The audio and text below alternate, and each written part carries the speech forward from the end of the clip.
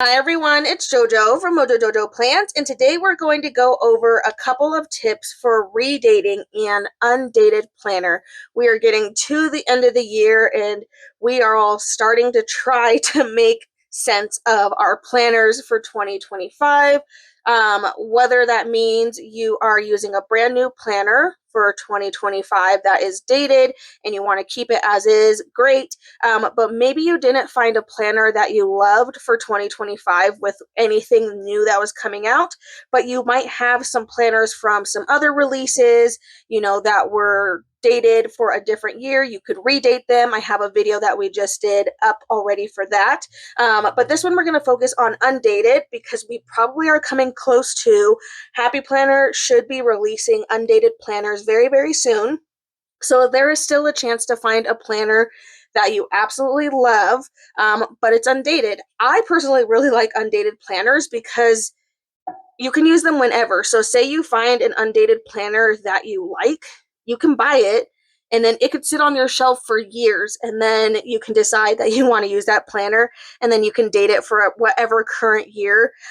Or they're really great for Franken planning, which when you put different planners together, because you could take out a month, you could date that 1 month, and then you don't have to touch that same planner again, and then you can go into a completely different planner if you really wanted to.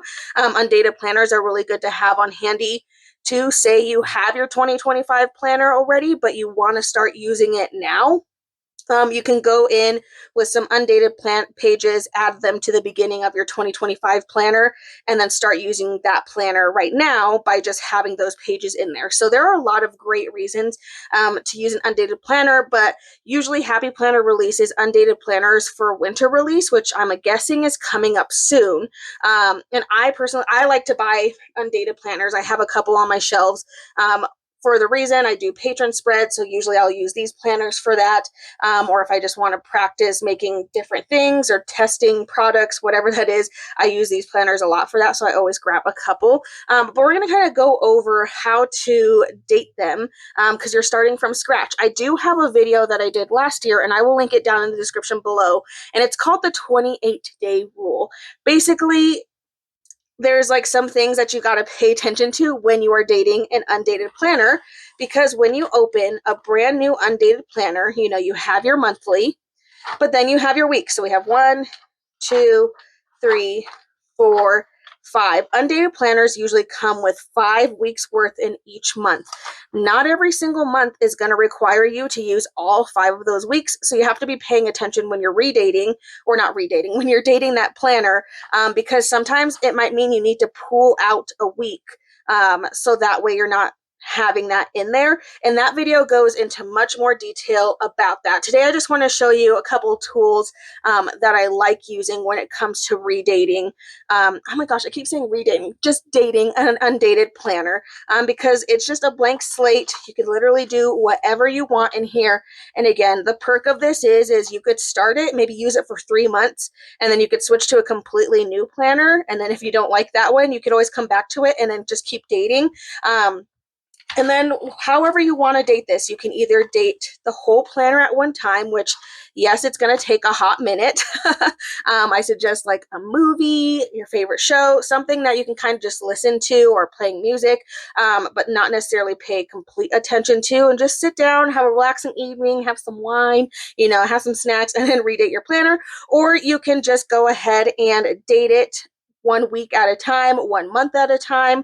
I would do 1 month at a time, just because I'm never one of those people that is like, oh yeah, I'm going to commit to this planner for the entire year.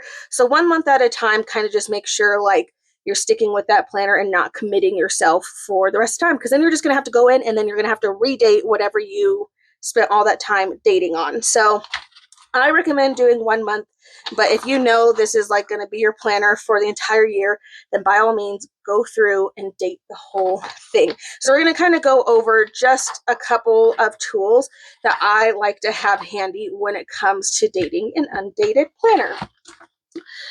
So obviously, Dated is going to be really great for this. It has everything you need. It has all of your number stickers, your days of the week stickers, and your monthly stickers in here. There's also other versions of Dated that have holidays in there. So if you like to have the holidays in there, then there's some other versions. This particular book I pulled out because I made this book. This book is a really great book to do either or. There's clear sticker paper in here and paper sticker paper. So I really like clear sticker paper for when you're dating an undated planner because you're not having to cover anything up. Everything is from scratch. The only thing you would have to cover up are like the days of the week if you wanted to get your days to match. So that would be like the only exception when it comes to dating an undated planner. But there are no numbers that you're covering up. So especially all the numbers in the months, you can use clear, and then you won't have to worry about seeing anything underneath because when it comes to redating a planner, you tend to use whiteout. If you do the whiteout on top of a number sticker and then you put a clear sticker on top, you're going to see that whiteout because guess what? Whiteout's not really white. Even if you use a gel pen, something else that's kind of white, you're still going to see whatever's underneath when you're using clear. So I really prefer to use clear when it comes to dating an undated planner. And then I like to use paper when it comes to redating when I need to cover things up. And then, like I said, if you want to get the days of the week, because the days of the week are the only thing that is already set in an undated planner for you. If you want to cover those up, then I would suggest going in with the paper stickers. And then that way, if you're wanting to get, everything to match. So we're going to date an undated spread for just a random week. So I am going to look at the calendar. I have a planner that I am using for 2025, but that's only because I'm using my phone, so I can't look at my phone calendar. But look at your phone calendar, and then you can kind of see how all the months lay out. So let's say I want this one to be for the week of the 6th through the 12th of January. So let's go with that one. I'm actually going to use the second font that is in this sticker book. It's a really pretty kind of cursive script font. So we're going to go over to this one. So again, I have my days of the week. I do want my days to match the rest of my spread. So I am going to go ahead and change those. So I am going to go to the paper. And again, with the paper, you can either use whiteout to cover it up. You can use the gel pens to cover it up. I like the gel pen because it's a little bit more precise, especially if you know the sticker is a little smaller and you want to make sure this font is actually really small. So these stickers are going to cover them up no problem. And you don't necessarily need to use any whiteout. Honestly, we could just lay down a sticker and it'll be fine. So I'm going to just lay this down. It's not going to shadow through. I mean, it could, but it's not going to shadow through a crazy ton. This is a really skinny font. If you're dealing with a planner that has a really thick, like bold font, that's when you're going to want to take out like a whiteout or a gel pen or something, and then just kind of cover it up a little bit so that way it's not shadowing through as much. But this font, I don't think I'm going to have a problem with. It's pretty light. So I'm going to stick with paper on just this section, and we're just going to go through and cover up the old because I want the days of the week to match my month sticker as well as my number stickers. Easy peasy.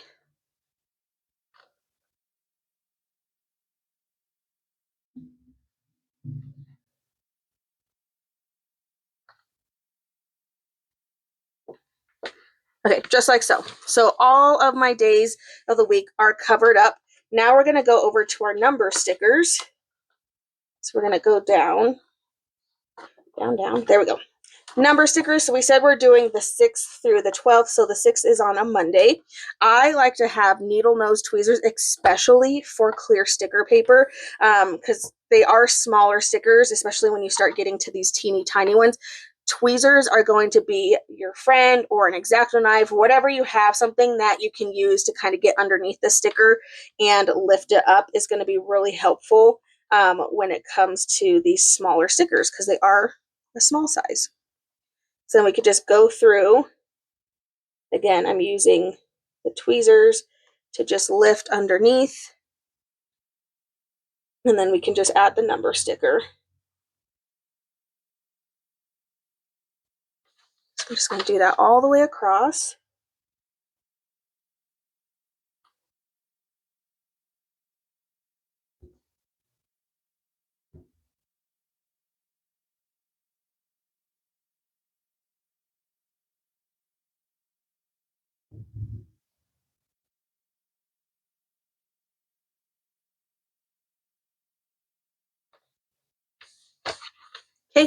Easy peasy, dated for the week.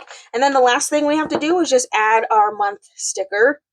So I'm going to go back to where we start seeing our month stickers. There's two sizes in this book. There's a smaller size. This size is more intended for like the weekly, but you could also use it in like a mini planner.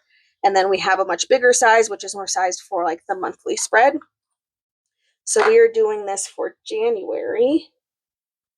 So again, it's clear sticker paper, so I'm going to use my tweezers to just help me lift it. And then we can lay our sticker in there. And there we go. Dated and ready for a week. Easy peasy for that. Now a monthly spread is going to be pretty similar. So you have your monthly of like an undated planner. Again, there's nothing on here. It's a blank slate. You don't have to do anything. So let's say we're doing this for the same thing. I want to start using this in January. So I'm going to go and find my January sticker. This one's a little bit bigger, and say I want to put my January over here. You could either put it over here. I like putting it in the middle. In the middle here. So I'm going to put it right over here. Use that clear sticker. Now this particular book doesn't have 2025 stickers in it. I do have some sticker sheets that you can purchase separately that have 2025 stickers, but I wanted this one to be like a sticker book that you can use for whatever year. But there are lots of 2s and 0s. So we can just kind of go in with a couple of those. 2, 0, 2. And then in order to get your last number, you're just going to go to the numbers page. And then you're going to pull out the number that you need. And the nice thing is you get a ton of numbers. You get more than enough numbers to date more than one planner in these sticker books, especially between the two fonts. So you could easily go through and cut stickers up in order to get the numbers that you're needing. Okay, so now this is dated for January 2025. And then the last step will be to go through and add these teeny tiny stickers, which this is the tedious part. This is the part that's going to take you a hot minute. So we do need to check our calendar and see what day this starts and what day this ends. So we start on a Wednesday and it looks like it ends on a Friday on the 31st. So then this is really where your tweezers, I'm actually going to do this one down here so you can see a little bit better. This is where your tweezers are really going to come into play. And these are just teeny tiny little square stickers. But then you're going to go through, and they're clear. We don't have to do any additional work, cover anything up. But you're just going to go through and you're going to start laying down each of these stickers. You could either lay them in this corner if you like it better in the other corner, however you want. But you're just going to go through and you're going to just start adding the stickers and you're going to start dating your spread.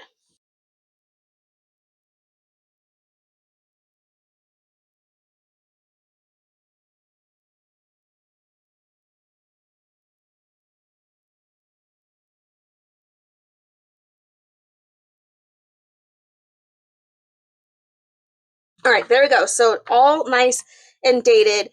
Now say you want to decorate your spread and maybe you want to be able to decorate, and sometimes we lay down stickers that might cover up that number sticker, but maybe you decorated or maybe you dated this planner maybe like a couple months ago and you're like, ooh, I don't know if those stickers are going to pull up.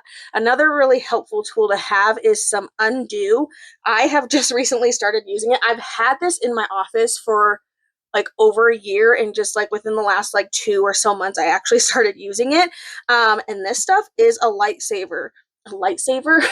A lifesaver. My goodness. But this stuff is really great. You just add you squeeze out a little bit, you put it on your sticker, it's going to soak around the area. You go in with your tweezers, you pick up the sticker, you wait for it to dry, you decorate, and then later on you can stick that sticker back down and it'll still be sticky. Mind-blowing stuff, but undo is a lifesaver. What did I say? Lightsaber? Oh my gosh.